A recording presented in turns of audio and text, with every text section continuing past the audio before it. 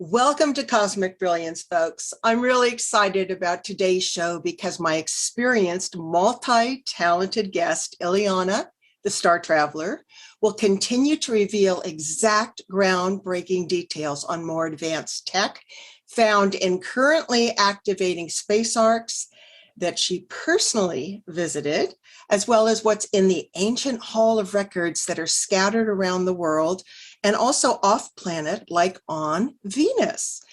Please review part 1, detailed introduction that explains Ileana's bio, because we're not going to take the time today, since we have 27 questions that I'm requiring Ileana to be precise in answering for us. And we want to get to that as soon as possible.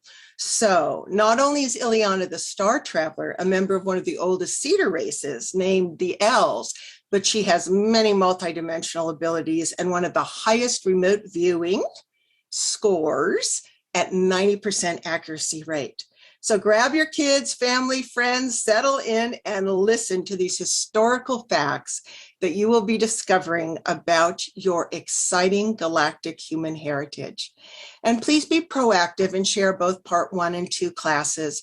And it will be the public unveiling of 2 million-year-old crystal artifacts and advanced technologies, as well as like and subscribe if you feel that you've benefited from this, and I am certain you will. Ileana is a Star Traveler who is certified as a Native American shaman, psychic, crystal healer, energy healer, past life regressionist, soul retrieval and hypnosis practitioner, Akashic record reader, and secret space program insider. She is also a successful self-published author on Amazon with multiple books, and these 2 books that we have gone through, and I've extracted questions for her, volume 1 and 2, are available on Amazon. So please look there for those.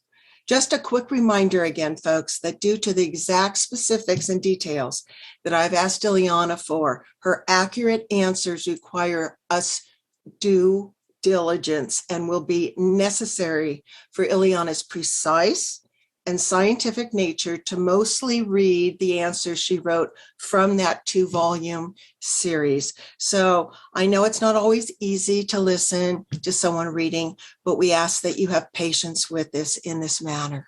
Welcome back, Ileana. You are the cosmic, brilliant, traveling universal encyclopedia if I've ever seen one. Oh, thank you. It's nice to be back with you, Marilee. How are you? I'm good. Just got back from the Mount Shasta summer conference, and I'll share that in my next show because we want to get right to your exciting answers about the Giza hidden technology and how it works. So let's get right to it. Let's pick up where we left off in part 1 to continue sharing about the previous hidden technology that you recalled from your past life as Calypso, who was a pyramid project leader, priest, architect, and alchemist. I'm also thrilled that you will be sharing with our audience the most prized technology in the Egyptian Atlantean Hall of Records that has never been shared in a public show before. So please take your time, Ileana, covering as many details as you can. Yeah, so when I was Calypso in my past life in Egypt, I had helped to build the Egyptian Atlantean Hall of Records in 9,564 BC within the range of the Sphinx on the Giza Plateau, though it is not specifically located close to the left paw as everyone thinks. So the Egyptian Atlantean Hall of Records is a little bit further away. And Calypso had built 2 chambers where the Egyptian Hall of Records are hidden. 2 chambers, folks. Wow. And he likely had to play a role and hide things because he was a complicated man and he hid puzzles in the hardest places to find in these chambers and Hall of Records.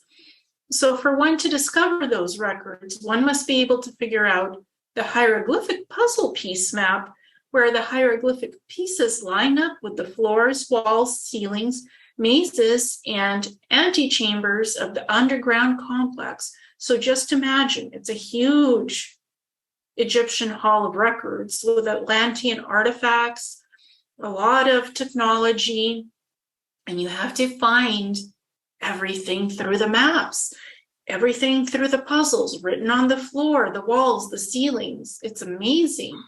So when deciphered, this information reveals all the locations of the Atlantean hall of records and their entrances, where they are. And there's more than one, not just in Egypt, there's others. So we're going to talk about one of the most prized technology in the Egyptian Atlantean Hall of Records, which are the ruby refractory telescopes. So these telescopes that are powered by the refractory calibrated rubies allow to temporarily remove the cloaked shielding on the moon and Mars bases. That has to do with the secret space program, as well as the space stations. When these ruby telescopes are turned on, you can change the light bands and the refraction beams by tuning the specific frequencies. These bases and stations then become visible as solid matter to Earth and the humans. So we can actually see them when they're unmasked with these telescopes. And these telescopes have previously been deeply hidden in the depths of the underground chambers in the Atlantean Hall of Records in Egypt. And those chambers are filled with mazes that will send most people looking for them on a wild goose chase because everything is so configured to keep it hidden. Yes, it was designed that way, so only the people who are meant to find these chambers will find them, who are tuned in genetically to this information from their past lives. They'll have access to this. So the Egyptian Hall of Records also has many tablets that are covered in alloys, metal, stone, and crystal technology, which through the holographic interfaces describe the history of ancient Earth and humanity coexisting with the various extraterrestrials in the land of Mu, Lemuria, and Atlantis. So we humans have a strong galactic history on Earth, going back 450,000 years ago, and even before that. It's amazing. There are also descriptions mentioned in these Hall of Records of the carvings, tablets with languages, jewelry, gold, musical instruments, linens, tapestries, various artworks, artifacts, crystalline tools, and crystal eggs that, when activated, show holographically the past history of planetary events on these holographic interfaces, history from Mars, from Earth, Venus, Neptune, and other planets in our solar system.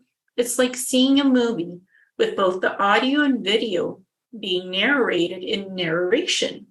It almost makes you feel like you're there. You're part of the history. It's amazing. So this egg crystal technology, again, shows an ancient, sophisticated civilization with white pyramid cities and flying hovercrafts. And Ileana Denon had also seen something similar like this. So this corroborates this information because she's talked about it in previous shows. The Sphinx has many underground tunnel systems with white or green lighting along the walls, and it makes you seem like it's luminescent, like you're walking in a healing space. It's so calm and beautiful and soothing. So one set of corridors has carvings along the walls, which lead up to the pyramid of Khafra, and a side corridor going to an ark ship or another Hall of Records site. There is also a room with what looks like a futuristic chair in it, and apparently there are stasis beings who actually have blue skin in the space ark, as there are in Antarctica as well.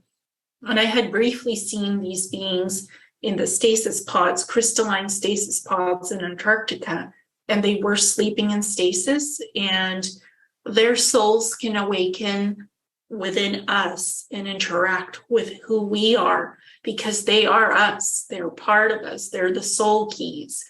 Such an amazing connection we have with these beings. Wow. Okay, so describe that. So these their avatars or bodies are in these stasis chambers, but when you walk up to them and you activate them, they're aware you're there and you carry on a telepathic conversation with their soul? Yes, some of them can have a telepathic conversation with you if they're attuned to your DNA frequency. If you're soul family, you'll connect. And they've been here for millions of years, some of them in these stasis pods, and they're waiting for our ascension process. They're here to guide us. They're like the cedars. They're part of the ancient cedars and the founder races as well. Which of course you are as well. Now you mentioned that stasis pods and arcs must have the soul light keys. Can you define for our audience what light keys are?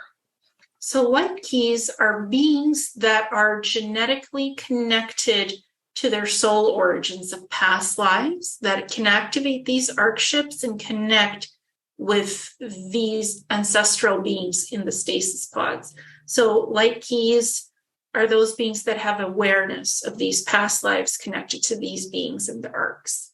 So it's genetic soul frequency alignment. So they basically have their body there, but they're taking off, astral traveling, doing whatever, going to any galaxy they want, pretty much having a full life in their multidimensionality other than their avatar being at rest. Is that correct? Yes, the soul can splinter off into many different pieces, if you will, and have experience somewhere else. The soul is not just one focal point. It can have many different experiences in parallel lifetimes, alternative universes, and sometimes the souls are very much aware of the similarities because they're part of one soul, but they're sharing a different, unique perspective, yet being aware of each other because they're soul sparks of the same soul, but in different bodies or realities. So, and you can communicate telepathically with each other. I'm aware of my higher selves, Janaea and Miara, and they're part of my soul family. They have some portions of me that are very similar to me and some differences, but I recognize them on my soul frequency. So cool. So cool. Talk about living full multidimensionality. So like Ileana Denon and Jean-Charles Moyan and you, Ileana, due to your Atlantean Calypso DNA and your source L cedar origin, I imagine you are all protected by some kind of guardians when you remote view or astral travel, because I remember Ileana mentioned that she was met by a feline leonine being guardian who let her pass when she was visiting the Egyptian Hall of Records. So do you think that there are these guardians or similar ones who could also be guarding the other types of halls of records that could be on other planets as well? I'm sure there can be. Yes, some of us have these guardians. Mine are the L race. Anea, she's one of my guardians, and she has blue skin, and she has the ability to shapeshift biologically on a molecular scale. So she's one of my guardians. How cool is that? Now, is she the one that took you to Venus? Yes, she had, and it was traveling through the Akashan ship that can travel multidimensionally. And it's a biological ship with a lot of crystalline technology on it that can go to multiple universes. It could go forwards in time, backwards in time, in the present timeline. So it is a time traveling ship as well. Wow. Can you describe anything you experienced on Venus? Yes, I saw many different citadels, crystalline looking citadel structures with green and blue colors. And I went inside and I worked with the crystalline technology to see various histories of the universe and other planets.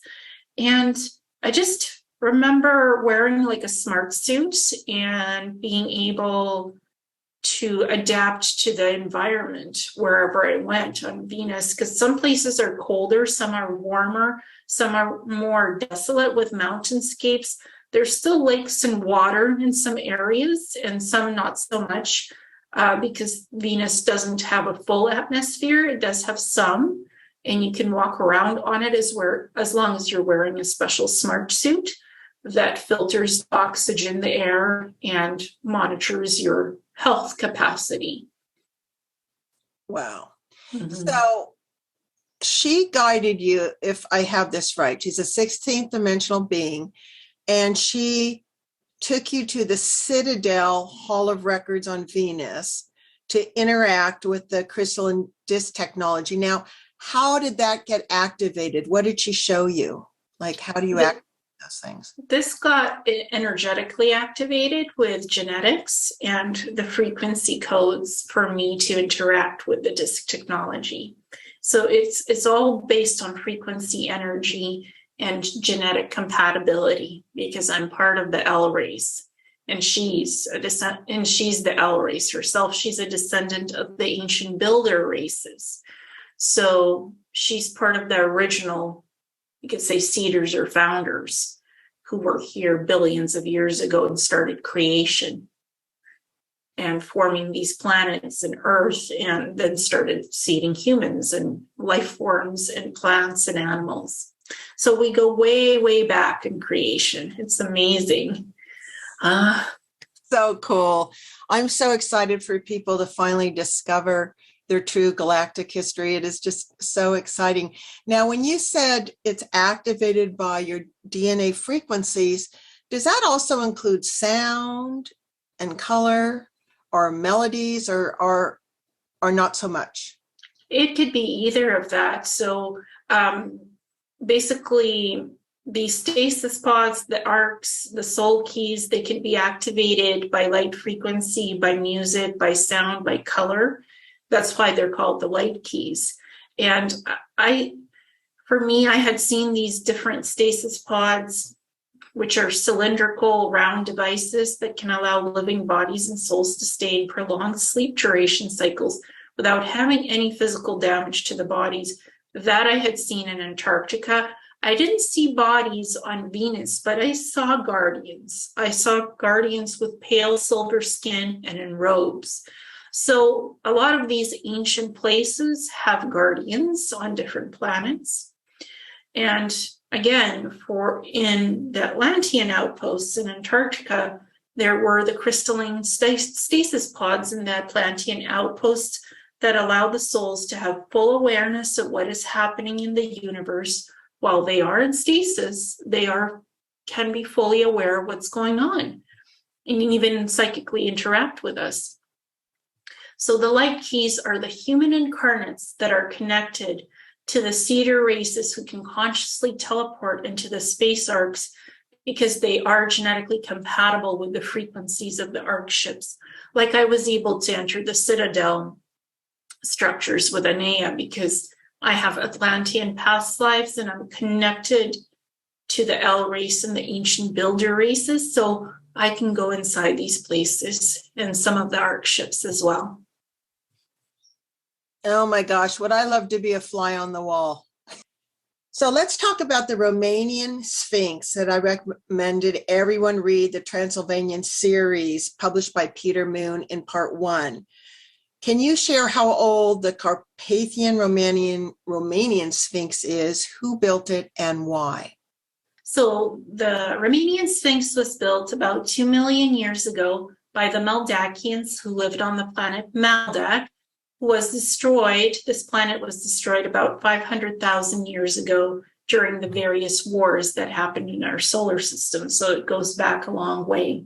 So the Meldakians had been one of the off-world civilizations that had been living on the planet Maldak that created the original Atlantean outposts on Earth, along with the underground tunnel systems. So as has been mentioned, all these Meldakian tunnels are connected worldwide, and the chambers house the Meldakian base technologies.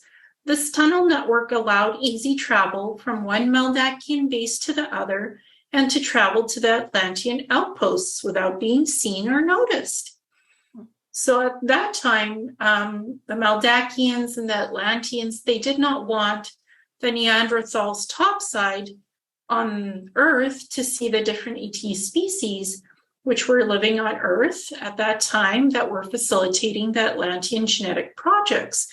So they had a code of non-interference with the evolving humans, but they were genetically upgrading them on their ascension process.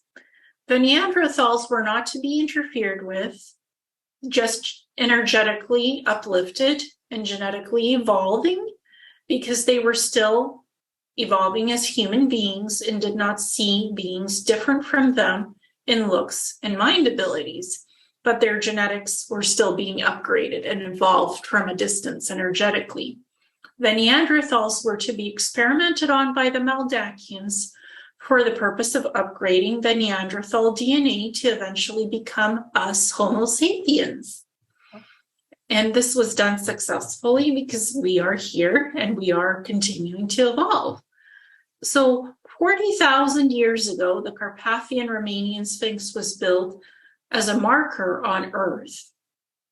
It was a signal where the main Meldakian bases were located, with the underground facilities for housing the advanced technologies like energy source portals that can take people off-world or to other points on Earth. Their wormhole technology generators could also activate wormholes and transfer someone to another galaxy. This is what this technology allows to do. They were Neuralink chairs, which have Atlantean DNA source coding hieroglyphics, which can be activated by the genetic descendants from Atlantis, like me, if I want, in order to see past, near, present, or future events that will be happening. The Neuralink chairs can locate the frequencies of planetary portal systems with the augmented beings that operate them, which also allows to open the natural portals and other time travel technologies. So another Meldakian underground base and Star Gateway portal is under the Amaro Moru surface structure in Peru that looks like a door. So it's a carved keyhole door in the side of a mountain. And it's near Lake Titicaca, which is very spiritual, and astral traveling there was so phenomenal. It's like going home and getting healed. That's what Peru feels like to me. Mm-hmm. So I astral traveled and also bilocated physically to Amaro Moru. And underneath, I discovered a structure that housed something called the Golden Sun Disk of Mu, which stands on a round-shaped disc dais that is made from pure gold.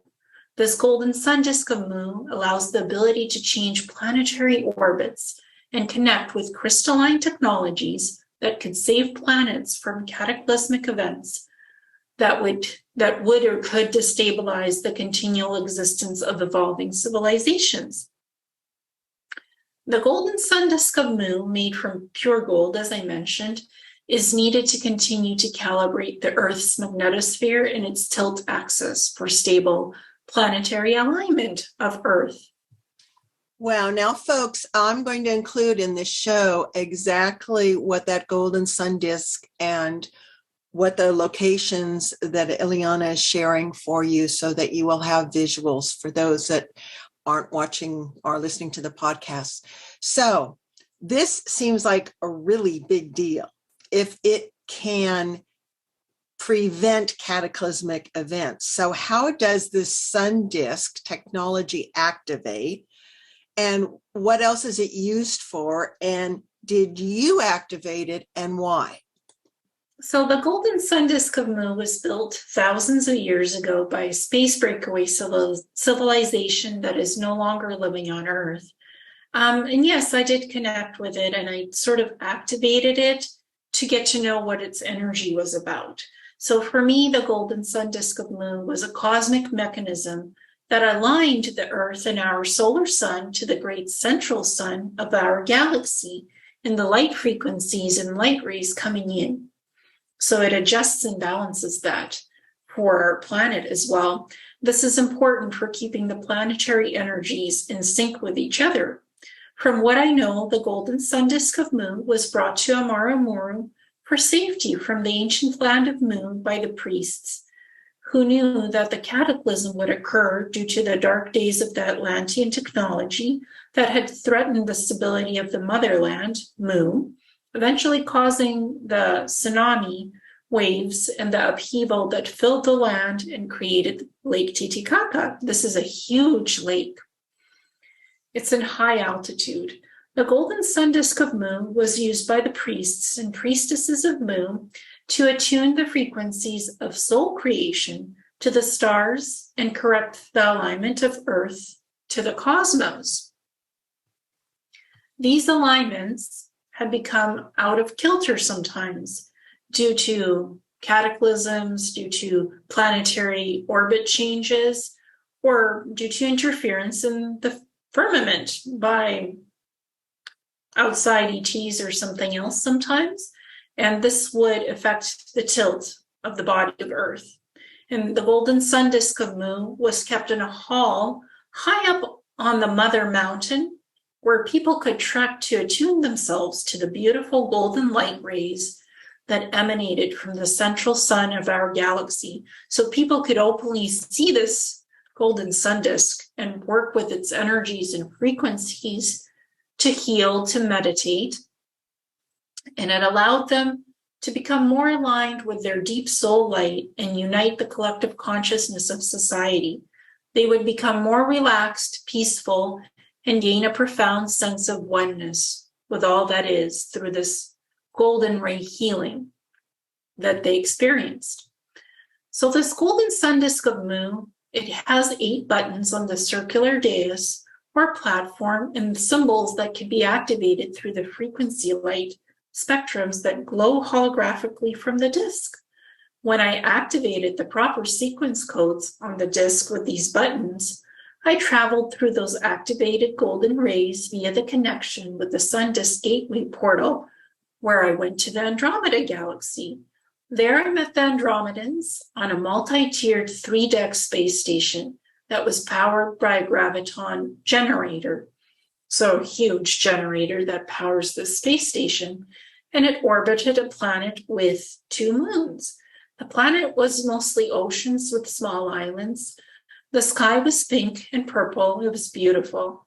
Mm-hmm. On the space station, I was given my mission instructions on how to reprogram and activate the golden sun disk of Mu in a way that would shift Earth's polarity and access to prevent the Earth cataclysms and cataclysmic disasters that would have occurred within a 50-year time span of our current reality. And none of these cataclysms have appeared, so I think we successfully have avoided that from happening. Wow. So excuse me for interrupting, but is this one of your major jobs and other significant seeders that are incarnated here is to help avoid cataclysms of this nature? That is so huge. Sometimes, yes.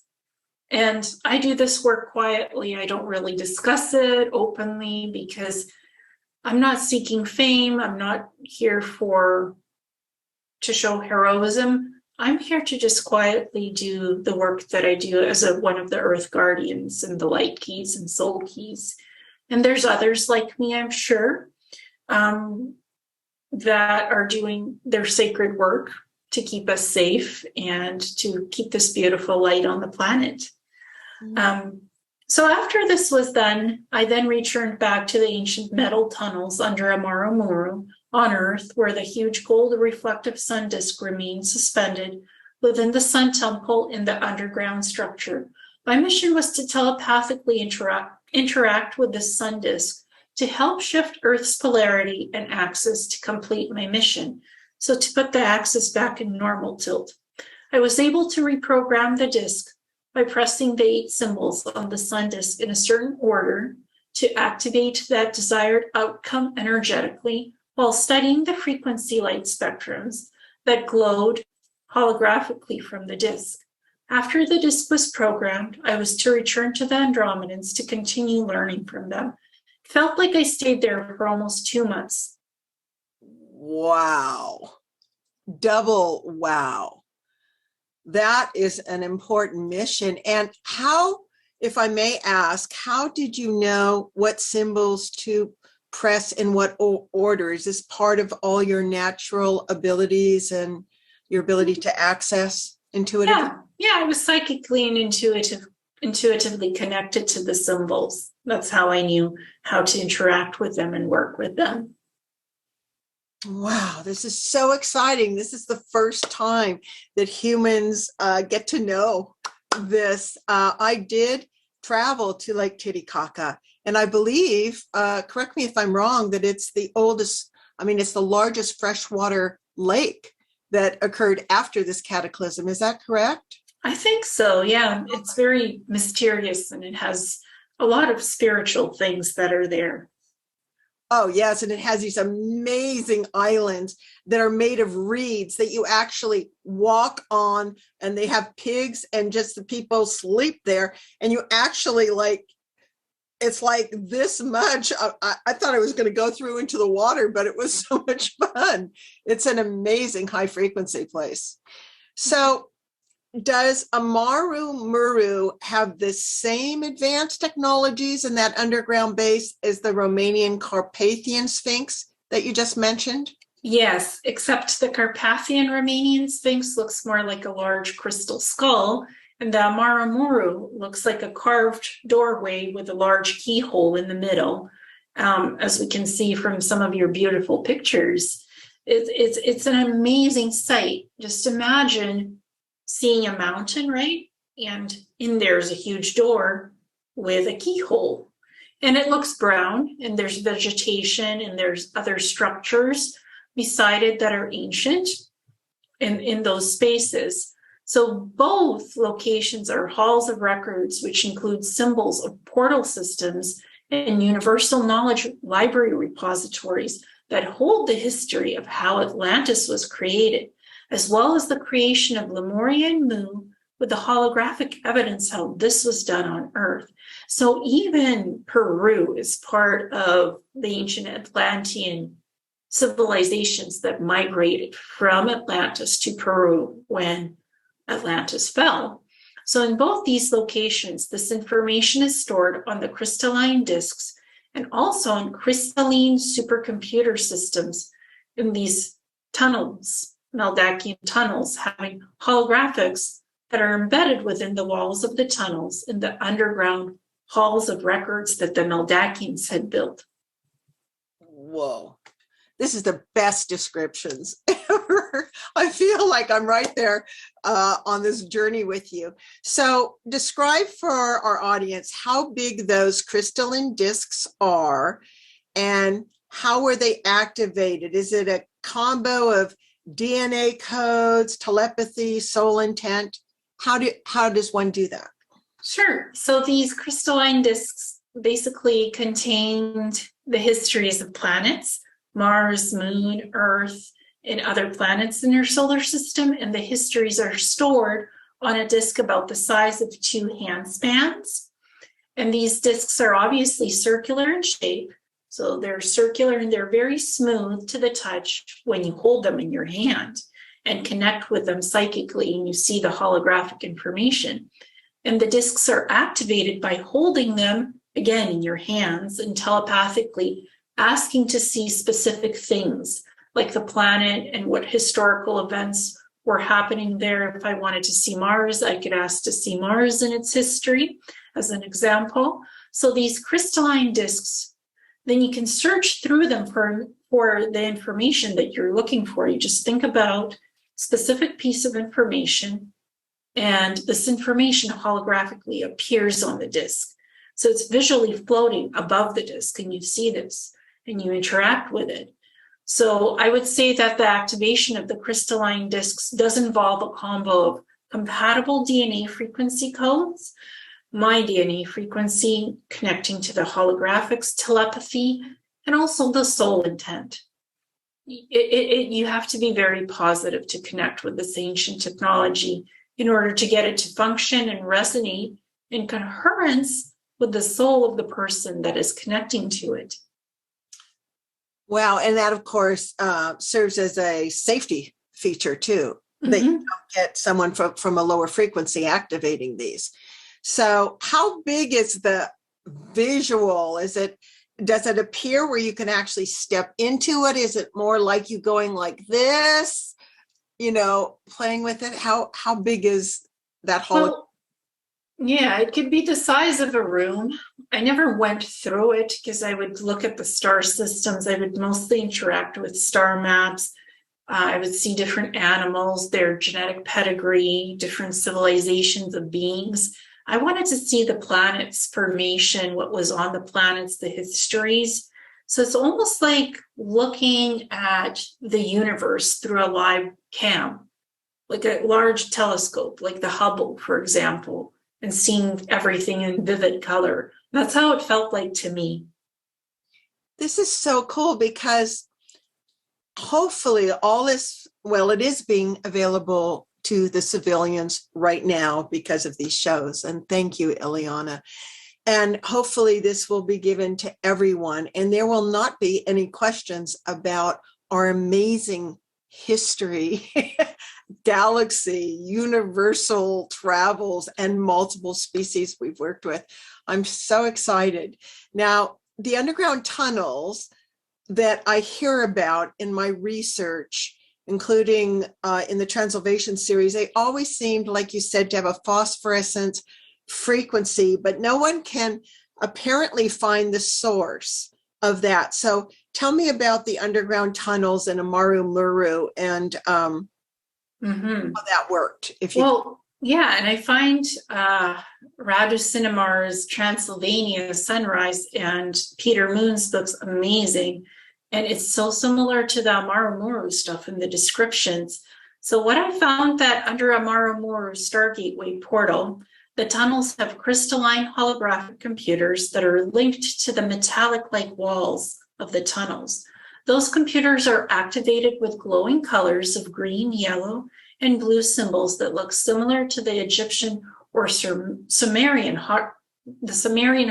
hieroglyphic symbols. These holographic computers provide map coordinates of where the different Maldek tunnel systems lead to on Earth, and the universal knowledge of Earth's historical events, like how Atlantis, Lemuria, and Mu were created, as well as people's Akashic records and past life experiences could be accessed as well through this technology. And the light sources under Amaru Muru underground tunnels, this phosphorescent frequency is powered by the Maldakian nacelle mini generators that give unlimited energy sources to power the lighting systems within these tunnels. And what I discovered is that the Maldakian nacelle mini generators are embedded inside the tunnel wall systems. This is why the sources of those power generators are never seen in the walls, because it's all inside. So there you have it. Now, nacelle is spelled Nacelle, mini generators. Yeah, nacelles, like, nacelle. Okay. And so these tunnels are actually a metal alloy? Yeah, some of them are metallic alloys. Circuitry. Yeah, some of them are metallic alloys. Some of them are made from rocks and carvings. It depends which hall of records you're inside. Wow. This is so fascinating. Every time you say something, like 40 more questions come up, like, oh my God. So Peter Moon's books, which I know we both loved, talked about these tunnels leading to various places like the Basija Mountains, the Giza Plateau, the Inner Earth, Tibet, Iraq, etc. So there are many tunnel systems, right, that connect all of this. Is that what you found? Yes, I did. There are many tunnel systems and connections ranging from going from Amaru Muru to under the Sphinx in the Giza Plateau to the Basija Mountains, Tibet, Inner Earth, Antarctica, and much more.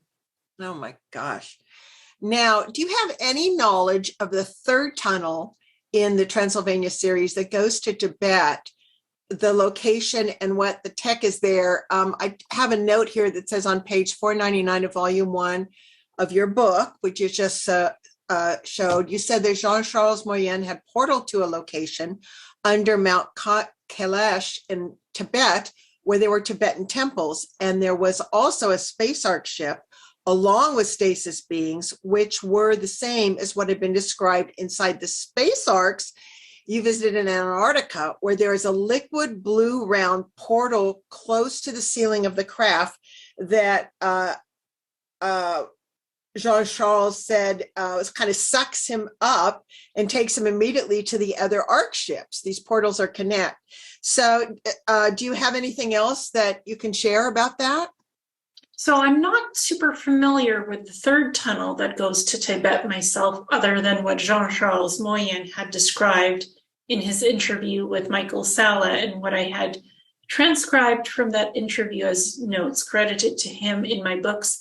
So he had seen this beautiful sort of watery light blue liquid essence that activates the portals. You can go through the portal sequences. You can end up in the halls of records. You can end up in the ark ships. And all of these portal systems are super interconnected energetically. So as a psychic, from what I can sense in the information that I'm receiving based on your question for that, is that there are crystalline, mirror-like, glass-looking refractory technologies that are triggering the creation of these mini portal systems to activate, especially in the mountain caverns. These mini portal systems interweave their energetic frequencies, the energy mixes in, thereby forming connections with the larger portal networks that lead to places like Tibet, and continue to interconnect with all of the other portals. Smaller, bigger ones, they interconnect together to the various space arks and those beautiful ships, as well as the halls of records on Earth and other planets in the local solar systems of our beautiful Milky Way galaxy and Andromeda galaxy. Well, thank you for that. It's kind of like following energetic highways that connect up as a huge interconnecting cosmic web, both on planets and extending out into space, kind of as above, so below. And I feel like our meridians, or even in our own bodies, are connected to that, and ley lines, all of it. So how is the advanced technology under the Carpathian Romanian Sphinx similar to what you saw when you were sent on a special mission to Antarctica? So when I had gone to Antarctica, I had seen that there's holographic technology on the walls within the chambers of the Carpathian Sphinx and in Antarctica Atlantean outposts. So that's very similar to the Carpathian Sphinx, as there are crystalline discs that store universal knowledge and libraries of the histories of planets, including the Earth, Moon, Mars, Jupiter, Venus, Saturn, Neptune, Mercury, where the ancient builder races had their colonies and ark ships.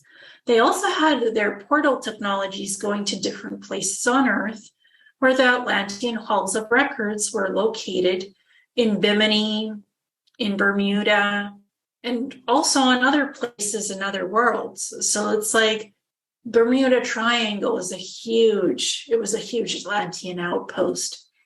So these advanced technologies that were found under the Romanian Sphinx, and also in these beautiful Atlantean outposts in Antarctica, they both utilize the crystalline discs along with holographic interfaces to see what is being stored on these discs.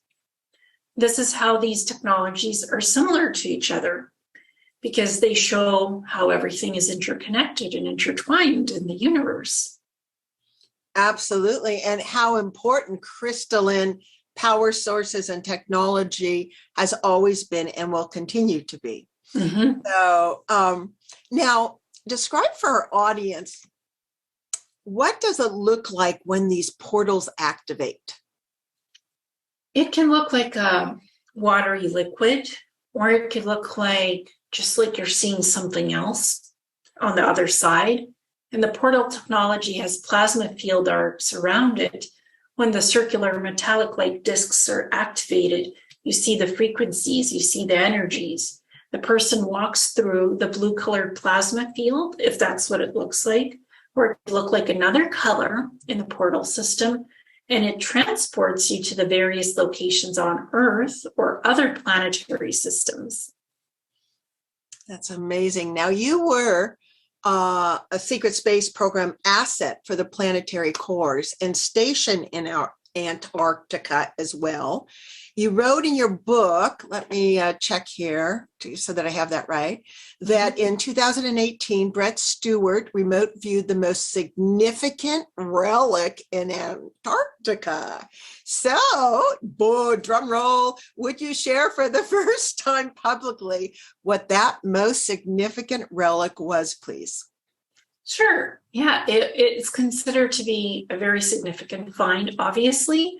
And I had talked about this in the 2 book volumes. I describe how I had been an SSP asset doing a 16-back quantum leap time dilation program in PLC planetary corporations on the Mars basis, as well as the cybernetics technician that I was working in the cybernetics labs. So Brett Stewart's remote viewing was describing the aspects of what the human medical scientists are doing in Antarctica. They are mining a rare crystal mineral and studying the water, which allows to expand lifespans and heal things within the body. So basically, this rare mineral is mounted on a wand-type device. It allows for the performing surgeries, those people performing the surgeries, the scientists, the healers, and it can heal medical ailments and altering the human psyche and even brain waves with an oscillating spectrum of light and sound frequencies that comes from this exotic mineral and the properties of the water itself. Wow. Mm-hmm. That is so, and this is the properties in Antarctica specifically. Yes. So yeah. they're extracting this rare type of mineral. Mm-hmm. And what do they do with it? So they're basically extracting the mineral in the water and then creating healing devices in the shapes of wands with crystals with this mineral, right, in the water.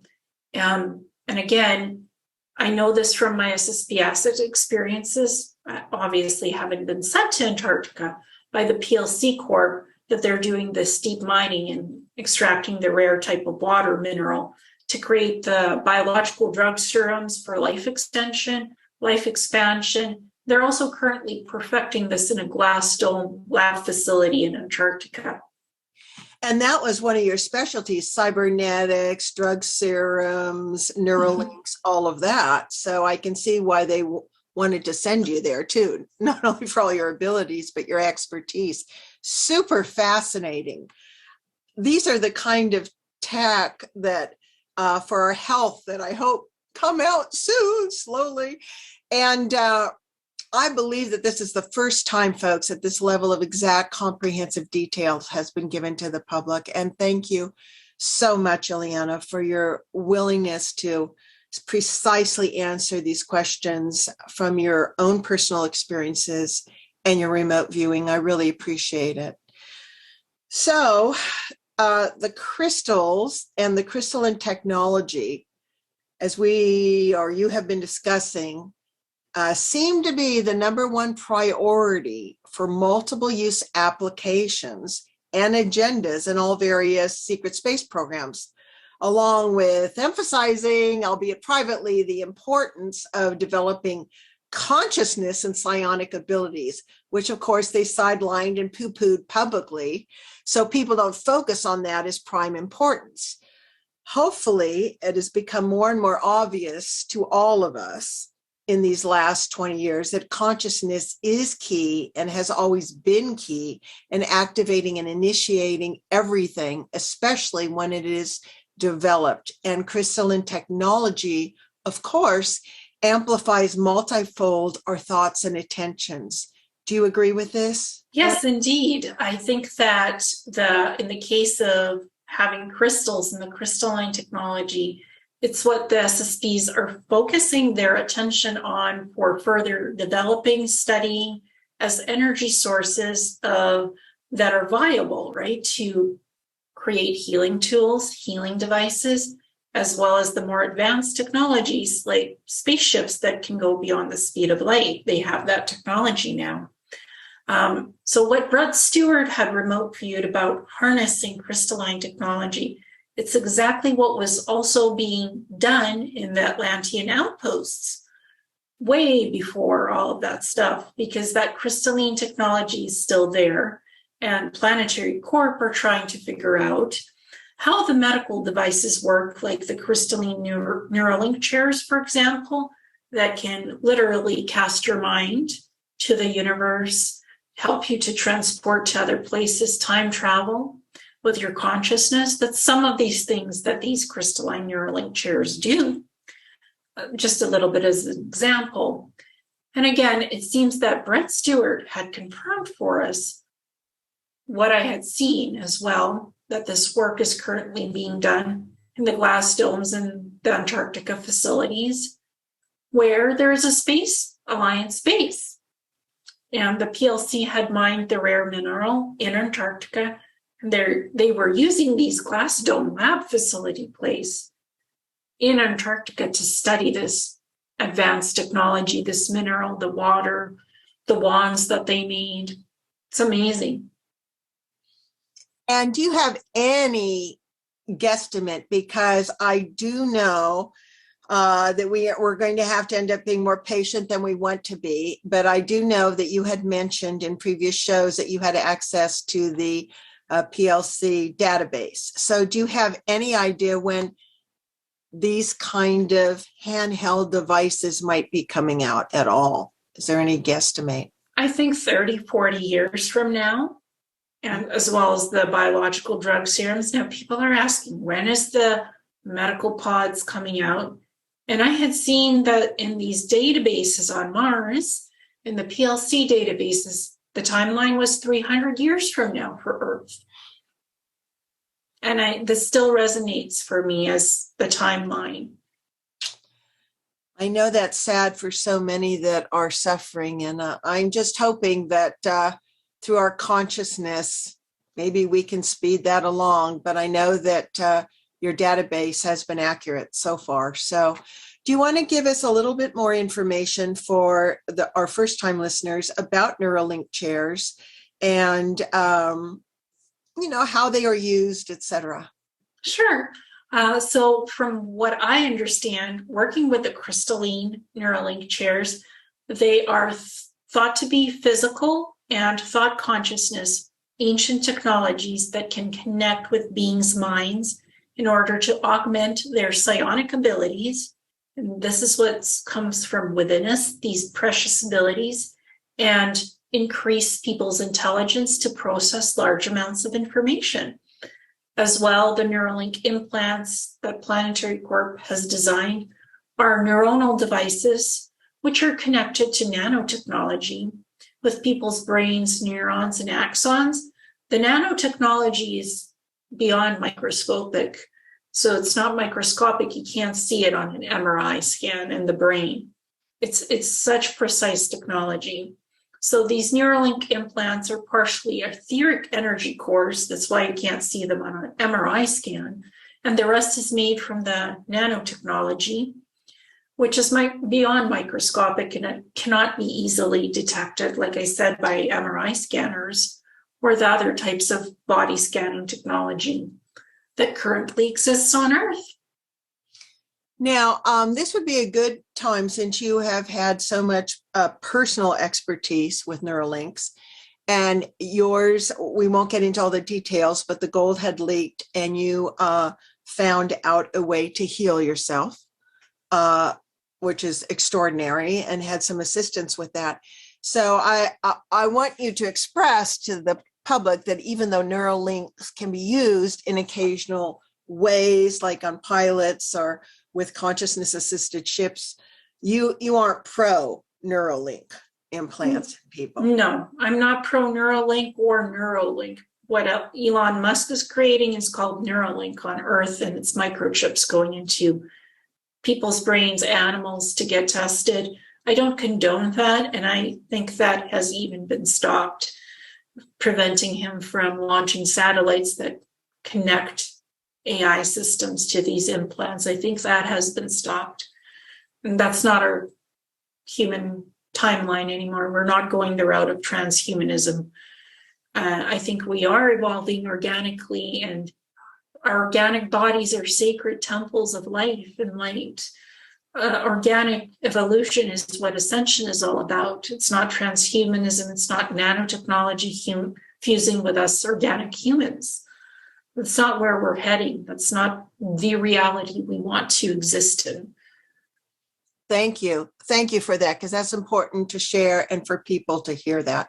And I'm 100% in agreement with you. Now, we do know Dan Willis, Elena Denon, Jen Han from the Galactic Federation of Worlds, they're all sharing these up and coming crystalline abilities that have been used in terraforming, self-healing, manifesting what we want. So this is perfect timing with all that we're learning from you today. I would imagine, aren't various countries vying to get in there, like in Antarctica for access to advanced tech, but most likely not allowed to retrieve anything? I would imagine only study it. But of course, they're going to try to remember with their memories. What do you know about that? What's allowed and what's not in the Atlantean outposts in Antarctica? Well, it's very interesting, but I don't think that any country on Earth would have access to the Atlantean outposts in Antarctica, because this is very ancient technology that has been there in secret hiding for a long time. So I don't think that no one has access to the crystalline Neuralink chairs, as those are, again, restricted zones where Earth countries have no jurisdiction at all. The planetary corporations also could not remove or retrieve the ancient technologies that they had sent me to study, obviously, in Antarctica, along with some of the other SSP scientists. So I could only study the Neuralink chairs, the crystalline supercomputers, the crystalline stasis pods where the beings were in. I could study it, but I couldn't remove the beings from the stasis chambers. I couldn't touch them. I could only sense psychically who they are, but I wasn't to disturb anything. So we had to respect that. You can study the ancient tech. You can try to figure out how it works and why, but you cannot remove it. It has to do with non-interference laws. I'm so happy to hear that. I'm really happy. You said no Earth countries have jurisdiction to remove anything. So who has that jurisdiction? Does the Galactic Federation of Worlds, or is this controlled by the intergalactic councils and CEDARs? And yeah, so like I said, we could only study the ancient Atlantean technologies and perhaps later on at some point reverse engineer them on the Mars basis once we could fully understand how these technologies worked, but we were not allowed to take or retrieve anything in terms of technologies specifically from the Atlantean outposts in Antarctica. Again, I do not think that anyone from Earth has the jurisdiction to remove any of the ancient technologies or artifacts from Atlantean outposts. As well, I'm not privy to what jurisdictions the Galactic Federation of Worlds has in regard to the Atlantean outposts. They probably would have to have an agreement with the Earth Defense Force and the Space Alliance so that they could have that type of access to what is in the Atlantean outposts, because the Galactic Federation of Worlds does not interfere with planetary work that's happening. As long as we're not out to destroy ourselves, they don't really interfere in our human stuff, the research, the science. But they would want to protect the ancient technology, I would imagine, from getting into the wrong hands, obviously. Exactly. So it's not misused. Yes. You know, no matter how tempting it is for some. Yeah. So now I'm wondering if this could be the same water mineral that I think it was Randy Kramer, maybe Emery Smith, Super Soldier, briefly mentioned to me on one of my shows when I asked him, I quote, "I know we have technology that can clean up the oceans within months." And he said, yes, there is a special mineral that can be inserted and dragged behind ships in the ocean that has special properties to take toxins in the water and allow them to sink down to the bottom so they can do no harm to the wildlife and be able to clean the oceans in around 3 months. And I've been told by another well-known gentleman in the programs that we could probably clean all the oceans up in 1.5 months, not to mention the sky and the pollutants in the soil through terraforming using time dilation. And I, in my own vision, was shown a tree growing in 5 minutes. And I also know there's a way to take all the trash back to 0 point. I believe Emery Smith might have mentioned that could happen too. So have you heard anything about these 2 environmental advanced cleanup options? Because people need to get up to speed on what's available so they are no longer ignorant. Yeah, so I definitely think that there are the extraterrestrial 0 point technology for cleaning up planetary pollution. And there, I have a bit of a description of how that works for us. So the Pleiadians have 0 point technologies that look like a blue field that is semi-translucent, and it has these energetic beams all around it. And that's what picks up the toxic pollution and garbage from the oceans and any other places on the planet, basically gathers the pollution, and it's transported for a purification process that dissolves the toxins with the clean energies being transferred to the source field of all existence. So everything is cleaned, purified, and given back as pure energy for the universe to work with again. And some of the ETs do have the bioterraforming technologies to regrow things like trees, terraform planets in order to reseed the plants, the trees, the life forms. And many of the ETs build biodomes on their ark ships that have parks, lakes, rivers, plants, trees, as well as the grass that is green and it's lush, and there's this beautiful simulation of nature. You wouldn't even know that you're being on an ark ship because there are living habitats being created while you're traveling on these beautiful space ark ships. The Pleiadians and Andromedans have this ability to create biolife and biolife forms in these domed habitats with animals, plants, wildlife, forests, oceans sometimes, aquatic systems. They can create any type of habitat that is living. It's exquisite. That is my memory also. And it's so important, folks, that you and your families keep learning about what is actually already invented and used by multiple species. Ancient technology revived that has the solutions for everything. Environmental cleanup fast, more efficient food, health rejuvenation, tech as well. And as parents and elders, we need to set an example and lead, teaching our children what the schools aren't teaching them.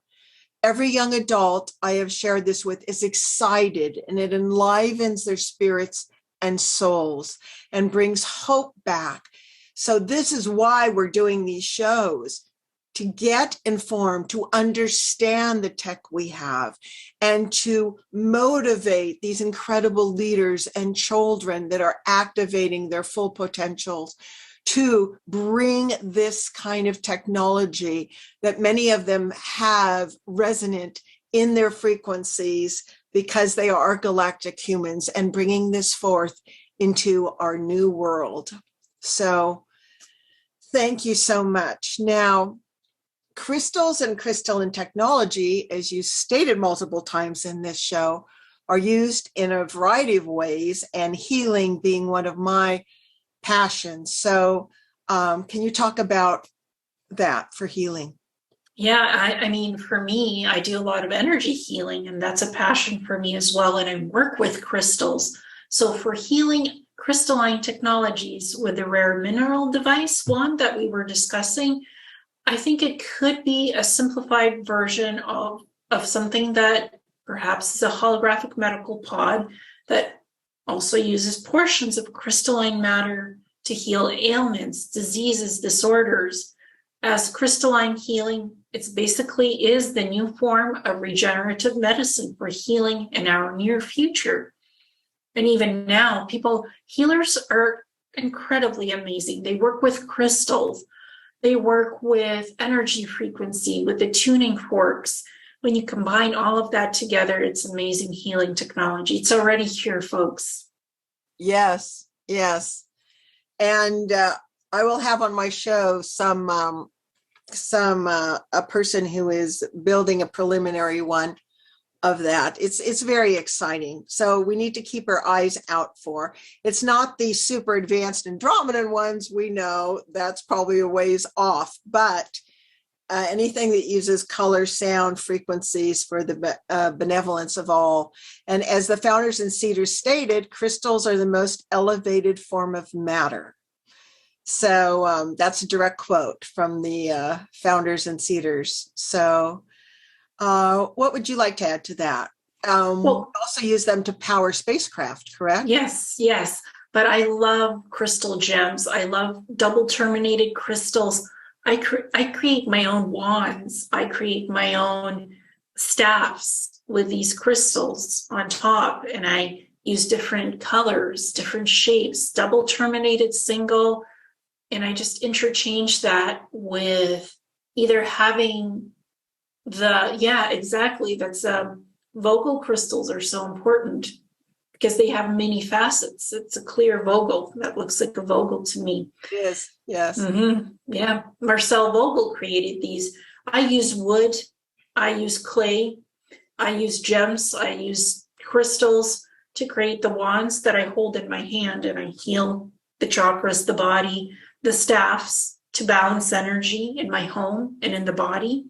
So I use multiple healing modalities that I create myself with the crystals. And people can create a wand. People can create with rosewood. You can work with wood and put the crystals on the wood. You can make a staff. You can use natural, beautiful wood that comes from Mama Gaia. You can pick it up in the forest. Entire book you wrote on crystalline temperature, all of that too. So people, you'll want to check that out also. Crystal grids, the art of healing with crystals. And I also work with crystal grids to power the beautiful home that I have, to protect my home, to heal with the crystal grids.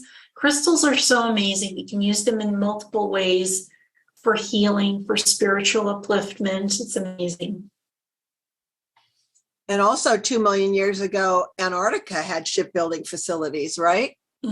Yes. That utilized crystals. Yes. I think that crystals provide an environmentally clean form of powering everything in creation. And 2 million years ago, Antarctica had shipbuilding facilities that built the Atlantean space arc ships, which utilized crystalline systems to power their ships because it's biological matter. Crystals aren't just solid objects. They are living entities in themselves. Crystalline healing is the new form of regenerative medicine for healing in our near future, because these holographic medical pods, they're powered by crystalline systems, frequencies, and plasma systems as well. So it's frequency, it's energy, it's vibration, it's color, it's sound.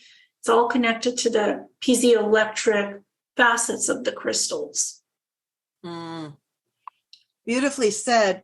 Now, you wrote in your book that Professor Courtney Brown, one of the Farsight Institute folks, has an amazing team of top remote viewers and did a documentary on what they saw in the research labs of Atlantis that sank off the coast of Antarctica, and described the technological artifacts that are still there. And that documentary is called Atlantis, The True Story, Revised 2016, full version, April 22nd, 2016. Do you want to tell us a little bit about that? Sure. I admire Courtney Brown. I think he's a fantastic remote viewer, and he's one of the trailblazers to have had a remote viewing done on Antarctica with his amazing remote viewers who are young people just like me, exploring this beautiful history through the remote viewing. So I had seen that documentary by the Farsight Institute, and I would say it is quite accurate in what they described about seeing the crystalline Neuralink chairs through the remote viewing, and how some of the crystalline towers on Atlantis had worked with their energetic components to use the tower's energies to reach the center of the earth to extract rare resources like minerals from the planetary core. That work had almost destroyed Atlantis at that time frame, so there was a lot of earthquakes, tsunamis as a result of that happening. Again, and it almost destroyed the framework of that time, especially the outposts that were in or near Antarctica. Crystalline technologies should be used with care and not for trying to mine the resources of planetary cores. You don't want to drill into the core of a planet. That could hurt the living essence of the planet. And it can potentially also cause the destruction of planetary systems, as well as destroying civilizations that are living on these beautiful planets. That certainly has occurred for us. And some people are so greed, false, power driven that they rarely learn from past lives. And which is why everyone having access to these holographic histories of this planet and other planets as well, to learn what causes these disasters, will increase our learning curve exponentially and emphasize the importance of using these advanced technologies only for the benevolence of its citizenry. So all this ancient holographic technology appears to originally come from the Maldekians, Atlanteans, and the ancient builder races that inhabited Earth millions of years ago. Correct? Is that correct? And don't you think we should know about that in our schools? Yes, I definitely think we should know about it in our schools, and the elves were huge contributors to all of that stuff. Yes, so it is correct, very much so. The ancient holographic technologies and the crystalline systems that is part of this technology, it did originate from the Maldakians, Atlanteans, the elves, the ancient builder races, bringing these advanced technologies to Earth several million years ago. And recently I discovered even longer than that, like 357 million years ago, when the moon came here and was parked. That's how old that moon is. And it has crystalline technology inside it in some of these labs within the moon. So as for everyone having access to the holographic histories of this planet and other planets as well, to learn what causes the disasters, only the ones with honest intentions will have access for now to that type of technology, not the negative ones that have sought to use these technologies for their own nefarious outcomes, greed being one of them. They will not be granted access to it. I am so happy to hear that. And Noah's Ark was obviously one of these spaceship arks that evacuated and saved people, most likely, wasn't it? Yes. What do you know about that? So Noah's Ark was actually a metallic device. It was a kind of elongated cigar circular ship. And not only did it collect all the people, a lot of the people, there was 4 of these Ark ships. They were huge with their own domed habitats, like we were discussing, similar, except these are ancient. So they collected people, they collected plants, they collected animals. They also collected genetic samples of that, not just the physical beings and the animals, but everything genetically, therefore creating living libraries on Earth. When everything was repopulated, these libraries were reintroduced to this planet, and it reseeded life again, restarted life on Earth as we know it, helping us to be who we are now. Which happened multiple times. Yes. Gone, reseeded, gone, reseeded, gone, reseeded. And of course, some survivors going to the inner Earth area. So speaking of arcs, that is fascinating, and I can't wait till people get to see that on the holographic records. How is the Ark of the Covenant related to this? So I think there was 3 of these Arks of the Covenant. The colony Ark ships that contained the different species of ETs and stasis animals, plants, and DNA banks in order to repopulate these planets if need be, or to create the new life forms. The colony Ark ships can travel for thousands of years in hyperspace. They explore planets out of hyperspace as well. So they are the seeder ships that seed life on other planets and in different galaxies. So they are kind of like the Arks of the Covenant. They are Ark Covenant ships, or you can call them colony Ark ships. They're huge. And again, they have multiple ET species working together to save animals, plants, create the DNA banks. And if it's needed again, they'll come here again. They'll be activated like they already have been, actually. Wow. Now, these arcs also had other abilities, correct? What are some other abilities? Well, these Ark ships, they are like their own bio-living systems. It's sentient bio-life forms that could pilot themselves. They have sentient consciousness with this crystalline technology. So you don't treat these systems as just the computers, because it's much more. Us humans were interacting, the galactic us humans were interacting with these crystalline essences and learning from them and actually speaking to them, as these crystalline essences are the living ships, the Ark ships. Mm. Now, I remember reading in your book that you had mentioned, which I found fascinating, the Ark of the Covenant has a storage device housing a machine which can make monofood from seaweed. Will you talk about that? Sure. Yeah. So the original Ark of the Covenant acts like a storage device housing a machine which can make monofood from seaweed. And that's what the Israelites were eating when they were crossing the deserts from Egypt going to Israel. It's also like a weapon device in the Ark that can destroy cities with the ultrasound frequencies with waveforms. It could shake the city and destroy it. And there's also another device that is used for sending and receiving communication data from the ETs.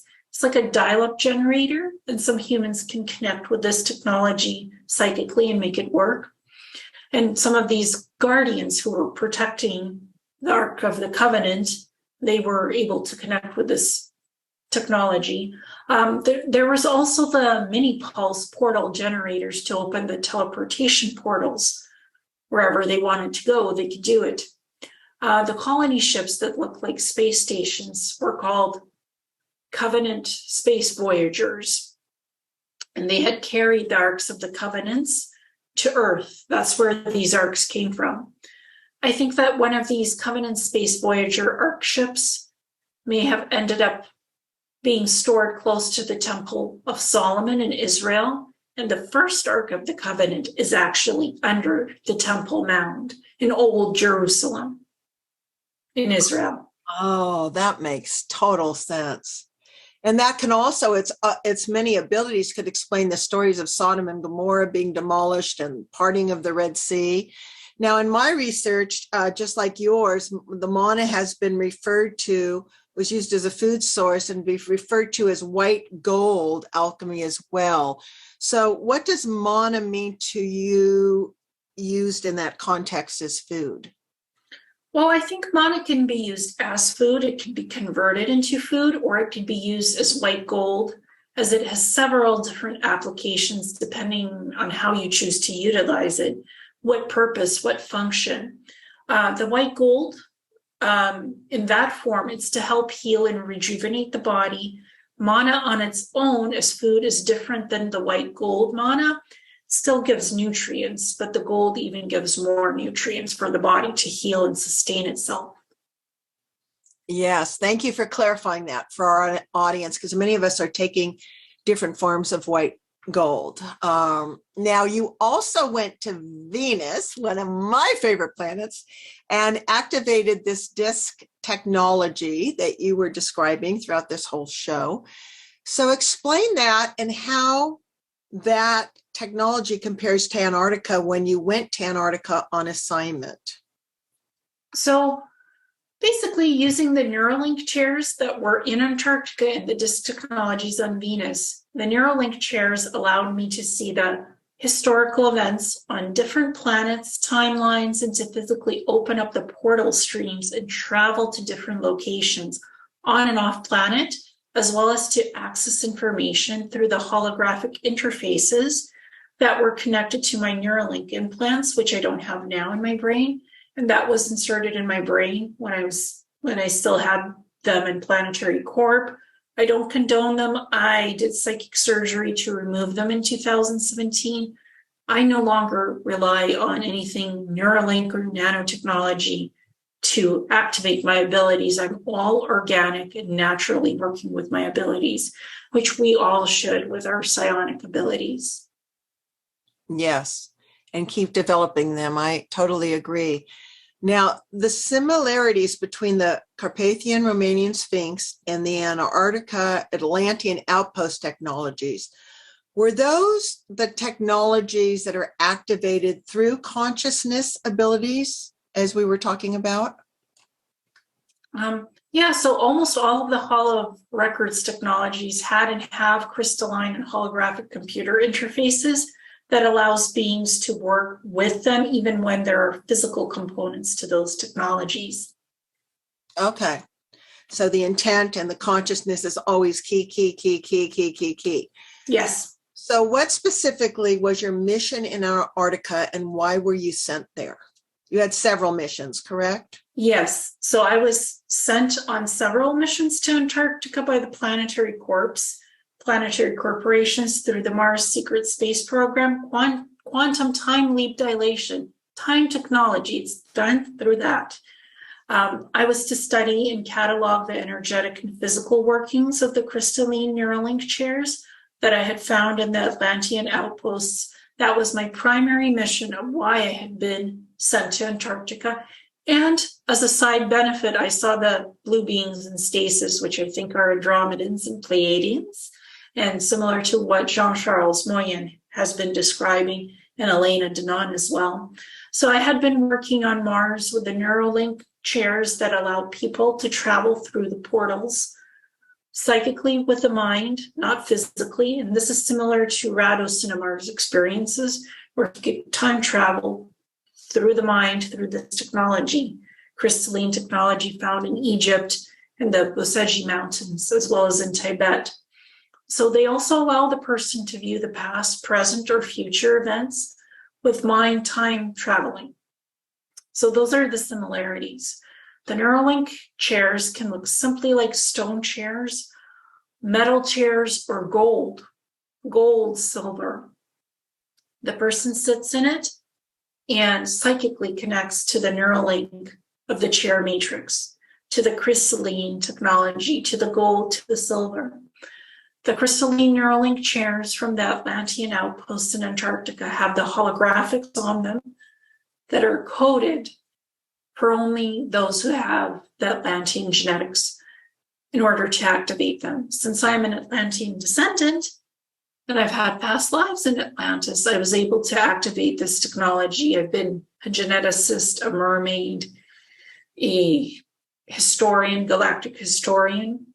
So I've had those lifetimes in Atlantis. So when activated, these hieroglyphics on these Atlantean Neuralink chairs, they glowed this beautiful blue, bright blue, which means that the crystalline Neuralink chair is fully operational and activated, because you're seeing all these blue hieroglyphics glowing above the Neuralink chair. This is why I love blue so much. It's so incredibly healing. I have it in my artwork. I have it in everything, my clothing, music. I express things in blue light ray spectrums. I see in blue fields quite a bit. So in summary, having several past lives in Atlantis, I had the coded genetics and the Blu-ray frequency to basically be able to actionably access the functions of the crystalline Neuralink chairs in Atlantis. So great. Now, is this the same kind of chair that they had in the Romanian chamber where people consciously time traveled, not with their body, but with their consciousness, and went back to see Jesus or Yeshua's life and found out interesting facts like that he was no more than 5 feet 6 inches tall, it said in the Transylvanian, which, was probably common for that time. Are these similar devices? Yeah. Yes, I think they are similar type of holographic devices, and also crystalline chairs, gold chairs and silver chairs made from silver gold, because those frequencies amplify psychic abilities. So if you sit in one of these chairs, you're transported consciously somewhere else. And these are like time travel machines. They're incredible ancient technologies. Having these noble metals that have these abilities, is this one reason why gold and silver was so prized throughout history as jewelry and everything else? Because it activate? Yes, it activates the body, it activates the mind. Gold is also healing, and so is silver. When you wear gold filigree or silver filigree in crystal rings, one amplifies the other, and it creates a healing field around your body and your soul, and it's very protective and healing. Wow. I have one more question about Venus, or a couple, because I love that planet. And we know there are protective domes outside, and also that people like Ileana have been underground visiting twice. So when you travel to Venus, can you describe a little bit more, anything of special interest that you can tell us about Venus that you learned about it back then? Well, I learned that Venus had been a beautiful, thriving, living world with a lot of dome cities made of glass-like technology, crystalline. And those dome cities still actually exist. But the beings, because of the catastrophes that happened there, they went underground. And they're blue beings, Andromedans, Pleiadians, Arcturians. There's beings on Venus, and there's councils as well that live there, and they're thriving. They're living underground, but they've created living habitats with similar dome technology that sustains their life. And it has for thousands of years been this way. And I had traveled to Venus as part of my experiences with descendants of the ancient builder race, the guardian Enea, and I saw a greenish yellow metallic circular disc that also had holographic components and allowed me to view the history of Atlantis, ancient Earth, Venus in the past when it had the lush atmosphere, nature, beautiful valleys, waters, oceans, and Mars. And it's related to what was happening to those planets about 2 million years ago and what had happened 500 years ago, and during all these falls of the civilizations ever since, where the vibration has lowered from densities, higher densities, to 3D. It's such a beautiful, my memory of it is just so beautiful, with crystalline cities and incredible. And it had a cataclysmic event also, at least one, didn't it, on Venus? Yes. It was somehow like a waveform of energy, of extreme kinetic energy passed by Venus. And it had asteroids that sort of pulled in. And this is what impacted those dome cities that destabilized the shielding and caused the cities to sort of fracture somewhat. They weren't totally destroyed because they're crystalline, right, material, but it did damage them somewhat. And tore off some of the oxygen, I would imagine, right? Yes, yeah, that's what stripped the lakes, the oceans, because it was such a beautiful place of warmth, of water, of energy, just so vibrant. It's still a beautiful planet. It's just missing a lot of what it had in the beginning. Mhm. Well, we'll re-terraform that one too, right? Yes, it should be put on the list. Mars, Venus, Neptune, Mercury. Absolutely. Absolutely. Well, my dear, we made it through all 47 questions. Well, yeah, and you Is had there asked, anything else yeah, you'd like to add? yes, you were asking me if there's anything of special interest that I could tell you when I was back on Venus. So there is something very, very interesting. Again, when I was on Venus, during its past, it had that lush, breathable atmosphere, clean oceans, lakes, rivers, lush green forests, grass. Many species of vibrant animals and plant life had existed there. And some people remember past lives in Venus. And this is how they describe it from their past lives. The temperature was very moderate on Venus, like on Earth. Now it's hotter because it's hotter. Everything is heating up. All the planets are heating up. So it's quite hot there, but it's not unbearable. Beings still live there, underground, not on the surface, but underground. So Venus at that time had not been an overheated planet with lack of an atmosphere or oxygen to breathe. It had full oxygen, it had beings on it, still does, and it still does have some breathable atmosphere because beings live on Venus to this day. It was such a beautiful planet with beings who had crystalline cities built on the surface of the planet. Now, of course, many of these cities are underground as well, since there was that cataclysmic event that happened on Venus, which stripped most of its atmosphere and oxygen from the surface of the planet. That's why the Venusians live in the underground cities and colonies, because like we were discussing in some of these places on the surface of Venus, it's too hot to build the new crystalline domed outposts. So that's why the cities are underground and underground domed habitats where life can live and thrive. That makes sense. That makes perfect sense. Mm-hmm. Oh my goodness, your voice must be exhausted for answering so much and in such detail. And I wish to thank you so much, Ileana, for your generosity of time, energy, and wisdom, and for transporting us through amazing images of what it was like when you were in these space arcs and in the ancient Hall of Records and all these magnificent places, so that we can participate in a joint consciousness and move these things along with our intention and our memory of us being galactic humans. And I would like to congratulate Ileana because she just, on my birthday this past month, published on Amazon Volume 1 and 2, called Cosmic History of Us Galactic Humans in the Milky Way and Andromeda Galaxies. And I wanted to personally thank you because there's an inside story to this that we will keep private. And it was a dream that I had for this information to be given to the public.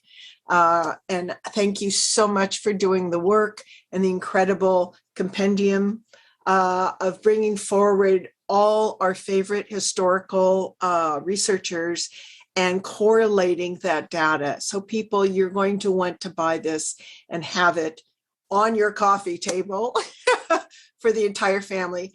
So Ileana, go ahead and share contact and where people can find your books, etc. Okay? Sure. So people can find me on my website, Messages from a Star Traveler. You can contact me through seekingthetruthinreality@gmail.com. And like you were saying, these series of books, the Cosmic History, Us Galactic Humans, it goes from A to B to Z to and so on, starting from where creation comes from, how creation created other life, how the different species and beings, the founders and the seeders, how they helped to create us and seed life on other planets. And there's so much information that I feel was missing. Like we had questions about Anunnaki, reptilians, the Psyche. Like we each knew a little bit about that, but not the full history. So these books combine the history of everything, of all these beings and what they did on Earth and beyond, and how they impacted us as galactic humans. So this new book series really discusses that. And then I have the Ileana Star Traveler books as well, about the SSP and human history and other things, and soul human evolution. So folks, enjoy. It's such an amazing, different bodies of work to learn from. And there's also healing information about crystals in some of these books. So yeah, and my YouTube channel is Awakening Cosmic Reality Show. Wonderful. And your website again? Messages from a Star Traveler. Well, I am thrilled for your publications, and it brings me to tears. And don't forget to share my podcast page that I put up, where all these shows will be on podcasts as you walk your dog or whatever, for convenience, because we understand that some of these shows are long. But I didn't want you to have to wait to get this amazing information, cutting edge information. So thank you so much for your collaborative spirit and dedication to sharing what you know, Ileana, to be true in a very precise and coherent way. And I'm so honored to have you as a guest and get to know you better, and appreciative of your vast soul experiences and what you have uncovered and revealed as a full-on researcher and cosmic experiencer and explorer from the L race. So thank you, and all of you, for joining in. I deeply thank all of you for your curiosity and your soul brilliance. And keep track to receive notifications, because we will have a couple more shows with very exciting surprise guests coming up for you. Until next time, onwards and upwards. Take care. Bye-bye.